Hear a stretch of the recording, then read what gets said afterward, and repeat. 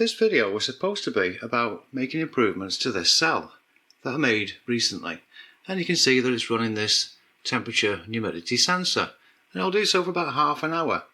But to get it to run longer would probably require a few good improvements, and one of those is surface area. Now here's the size of one of those rods, and what I wanted to do is use some activated carbon and build a bigger kind of electrode.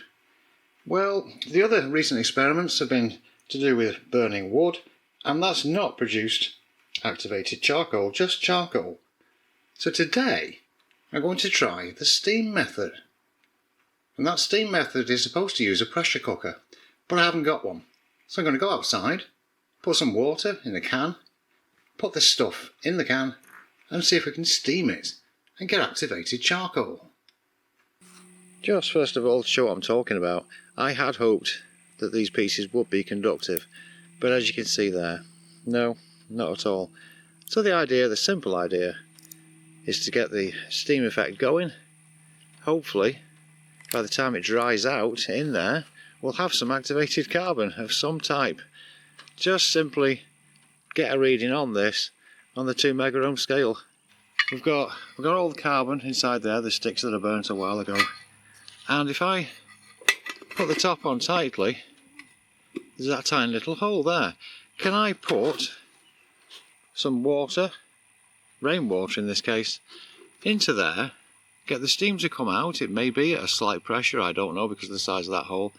And we'll see if possibly we can get those sticks to be at least under the 2 megaohms resistance, get some kind of conductivity from them, and then it would mean there's some kind of activation happened. And of course I don't know how much water to put in, so I'm just going to put some. There we are. Fantastically scientific method of some water. A quick voiceover.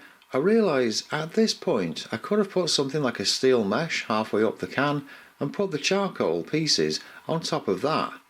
That would have allowed the steam to go through the pieces and would have been an improvement. And the next thing, put the lid on the top. I'll put that on tightly and then light the fire. That's the lid on tightly. Now let's light this. Okay, that's caught, and now we'll wait for this to start steaming away. Well, it's a few minutes in and we're starting to get sound from this. Yep, just a bit of sound there. So hopefully it's starting to come to the boil. Yeah, it's definitely getting louder. Well, it's just another couple of minutes. And a few seconds later, yeah, we've got steam coming out. Yep, you can see that. Okay, well I guess when it stops steaming, it'll be done. Oh, and for wood again, I'm using parts of our old deck at the front. It was this terrible stuff it was made of, this compressed wood fibres, and we completely redid it a couple of years ago, and this stuff has just been rotting, so it's good to use it on this project, this kind of thing. Not much smoke out of it either. That is quite nicely steaming now.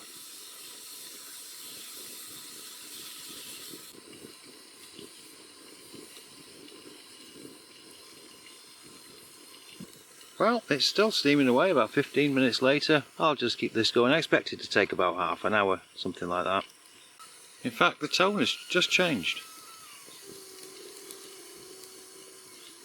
Could that be it getting dry? I don't know yet.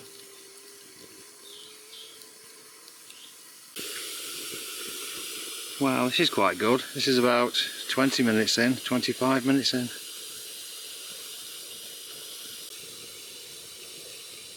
Quite the head of steam.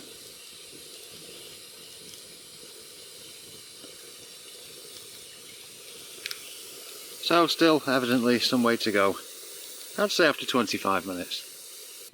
So it's actually gone quiet now, about a minute later. Yep, very little steam at all.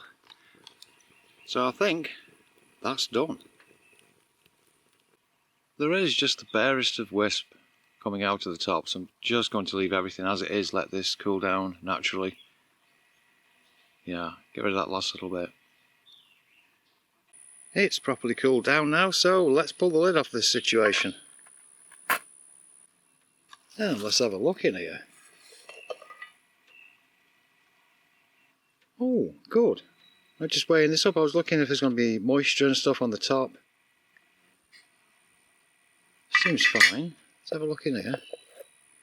Oh, well, it still looks like carbon. Well, charcoal, I should say. Yeah. Okay. Oh, great. Okay. Yeah. It still looks the same. Whether that means it's now activated, I have no idea. So the next thing, I'll take one of these or 2 or 3 of these out, and we can see if they are conductive. Just looking even closer, there's a very small amount of moisture in there. But wow, okay, yeah, seems to have done the trick.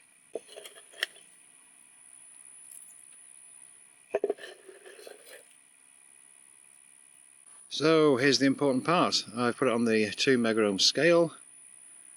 Let's pick this one. Do we have a reading? Oh my, we don't. Oh no. Hey, it was well worth a go, because I thought the method might have had a chance.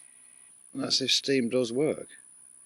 Oh, but unfortunately, no. Unfortunately, still not conductive. Okay, well, okay, maybe that answers a couple of questions from other people. It doesn't look like that method, as I did it, works. But thanks very much for watching. Good luck with your own experiments, and I'll see you in the next video.